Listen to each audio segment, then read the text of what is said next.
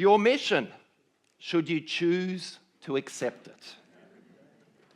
It's the tagline, isn't it, for the Mission Impossible movies. One was released, now there's a wise move from Andrew when I wonder, your mission, should you accept it?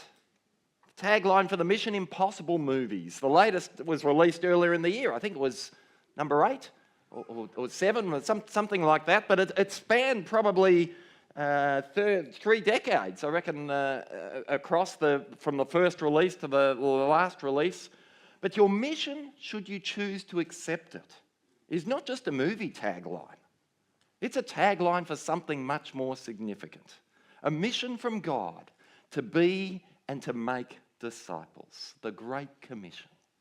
Let me read to you from Jesus' words about this. Your mission, should you choose to accept it, from Matthew 28, verses 16 through to 20, as he spoke to his very first disciples, followers. Then the 11 disciples went to Galilee, to the mountain where Jesus had told them to go. When they saw him, they worshipped him, but some doubted. Then Jesus came to them and said, all authority in heaven and on earth has been given to me. Therefore go and make disciples of all nations, baptizing them in the name of the Father and of the Son and of the Holy Spirit, and teaching them to obey everything I've commanded you. And surely I am with you always, to the very end of the age. Now the setting here, or the backdrop, is that Jesus' first followers had not long ago witnessed his death, and then they'd witnessed his resurrection. A lot had happened in a short space of time for them. And now, here they are, and Jesus is saying his final words to them before he ascended to heaven or went back to heaven from earth. But in doing so, Jesus was putting the extraordinary mission of God. He'd been on earth for 3 years, but he was now putting the extraordinary mission of God to make disciples of all nations, or all peoples. And when you unpack that word a little more, it's all people groups, no matter who they were, no matter where they're at. That can be locality, that can be life situation. It's anyone and everyone. He's putting this mission in the hands of ordinary people. That was God's plan A. He did not put together the best strategic plan he could. He did not bring together the most skilled and qualified people. But he put the mission of God in the hands of ordinary people, starting with these 11. And if you know anything about these 11, they were pretty ordinary. They were the kind that they didn't get on with each other. Typically, they were slow learners. They really didn't get it over and over again as you read through the Gospels. And yet, Jesus put the mission of God in their hands. He left it with them. So you might say, well, how does that work? There is no plan B, friends. Anyone, anywhere, anytime can choose to accept the good news of Jesus, of forgiveness, grace and love by faith, and so become a disciple or a follower of Jesus. But anyone, anywhere, anytime, out of that, can also choose to accept their God-given mission, which might seem like mission impossible, but it isn't, because it's God's mission. It's not ours. God is the God of the impossible. God changes our lives no matter where we might be at. And God can use us in his mission despite all that we're not. God does not call the qualified, but he qualifies the called. God does not place his mission in our hands in those first 11 or today in ours because we've got it all together, but quite the opposite. 2 Corinthians chapter 4, verse 7 says, we have this treasure, and that's what the love and the grace of God expressed through Jesus is, the good news of Jesus. We have this treasure in jars of clay to show that this all-surpassing power is from God and not from us. A jar of clay is fragile. It can easily crack. It can easily break. A jar of clay is, it might be beautifully put together, but it's got a fragility to it. And so our mission, should you choose to accept it, like the first followers of Jesus, can, and it's okay to come out of the place of fragility and fear. yet it can be one that answers our questions from deep within about our purpose in life and what life is really all about and what God's got for us in life, what is the meaning of life, what is God's purpose in life. As we come to understand who God is, and as we come to understand God's mission, should we choose to accept it by faith in Jesus Christ, first being a disciple and then his mission of making disciples, we become a part of God's plan A. No matter who you are today, no matter where you've been at, no matter what you do in life, your mission, God's plan A that we're introducing today and looking out further across the next 6 weeks here at the Vine, that it is something that he's placed in the hands of ordinary people like you and I. And thanks, Joe, for that little plug about being a part of a small group across these 6 weeks. And not only is it going to be our focus on a Sunday, but you can be a part of supporting one another in life and faith and together discussing what God's plan looks like in a small group. They're starting today. Some have started already, but you can join one and make sure that you speak to me or somebody else today, and we'll link you in with one. But also, if you're on the church app, and if you're not, you need to be. So take out your phone. But you go to the church app, and you just go into Church Centre. Oh, update recommended. I wasn't planning on that. There you go. But you go there, and pretty much not too far down, it's got Plan A. So you just click on Plan A, and there is a Plan A 28-day devotional. So this is for you to journey with throughout the week. And you just click on Daily Devotional, and there is a 28-day devotional for you to journey, so that we journey with together as a church. And part of that involves just reading through Matthew, reading a chapter a day from Matthew, and then just some reflective questions around that, linked in with what we're focusing in on the Sundays as well. And you'll be blessed if you do that. I can guarantee it. So invite you and challenge you to be a part of this. Let's do it together. That's what it's about. And then we can talk about it together on a Sunday. The Sunday is meant to just be the icing on the cake, not all of the cake. So make sure that you dive into that app. Make sure that you click on it. As I say, if you're not on the church app, if you haven't got one, get on board. All you have to do is speak to me or contact the office. It's easy. You might be able to get on there without even doing that. I don't know, but be a part of it. What we're doing under God in this Plan A. But what is it all about? What is it all about to be and to make disciples? Well, first of all, as I introduce it this morning, it's all about learning. Firstly, it's all about learning. What are you learning? That's a question that was asked of people across the ages. And here's, across the different decades, some of the responses. From someone in the first decade of life, age 9. I've learned that Mum can't hide a piece of broccoli in my meal. From a teenager, age 15. I've learnt that just when I get my room the way I want it to be, my parents make me clean it up. From someone in their 20s, I've learned that wherever I go, the world's worst drivers seem to be going there too. From someone in their 30s, I've learned that making a living is not the same as making a life. Making a living is not the same as making a life.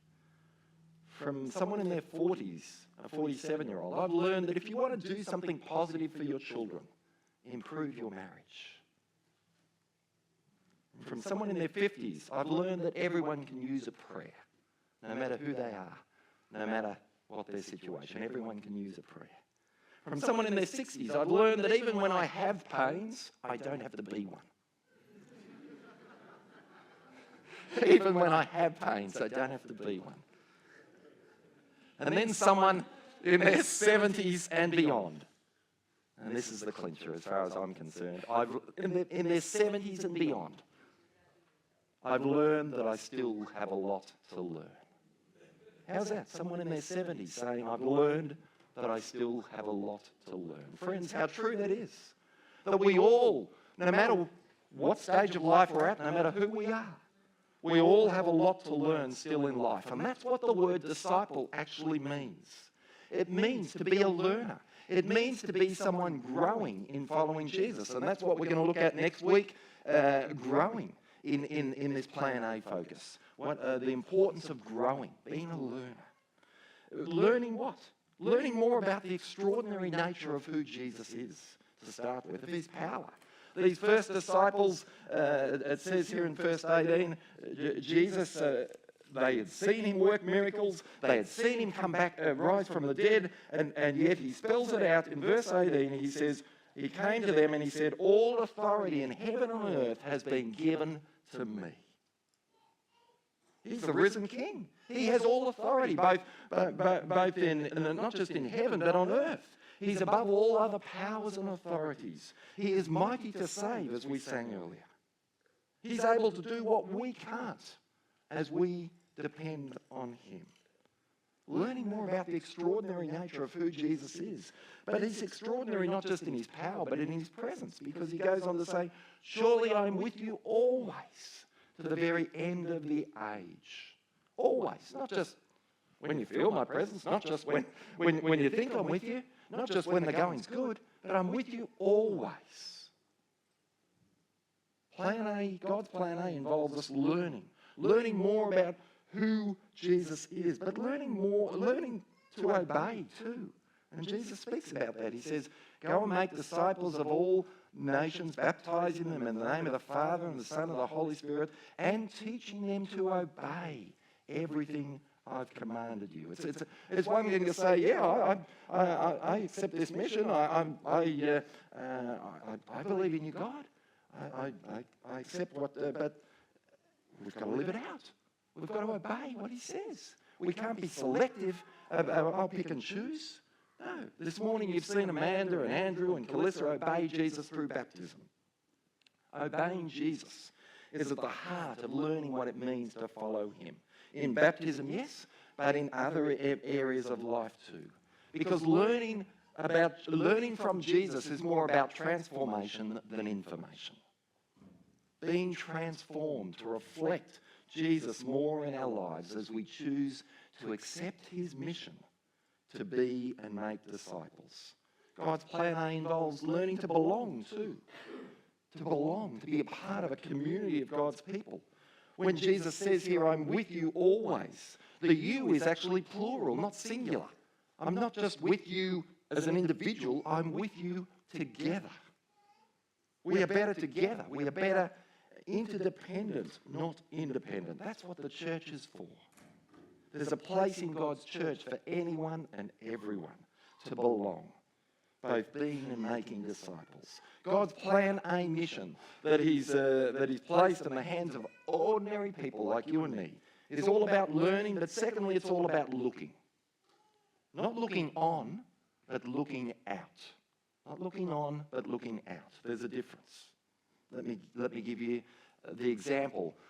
Football season is not long finished. The last image for most people, I would suggest, of a football season is of 100,000 odd people looking on at the grand final at the MCG and 4 million or however many others looking on TV while just 44 players take part. God's plan A is not for just some small selected skilled people to be and make disciples. God's plan A is for all of us to be active participants, not simply spectators in God's plan A. We will all go somewhere today. We won't stay here all day. You're welcome to, but I doubt we will. We will all go somewhere today. We will all go somewhere tomorrow. We will all go somewhere across this week, to different places, to different spaces, as part of our everyday lives, as will other people. But when Jesus says here, go and make disciples, we're already going wherever God places us. We just need to be knowing and sowing as we do that. And you'll hear more about the knowing focus and the sowing focus in the weeks ahead. What do we mean by that? We need to be looking out for opportunities to know people, to get to know people, not just to kind of say hi and move on, not just to know people in a simplistic way that brushes them off or at a surface level, but really get to know people, get to know our neighbours, get to know our work or study colleagues, get to know the people that we may come across as we go to the shops or the gym, the people that we're around when we're at our kids' sporting activities or any other area of life. Looking out for ways that we might be able to build relationships with people, get to know them, and out of that, as the opportunity arises, to sow God's seeds in their lives. Going and making disciples doesn't just mean going overseas. That's a part of it, yes. But it means going where people are at around me in the midst of everyday life too.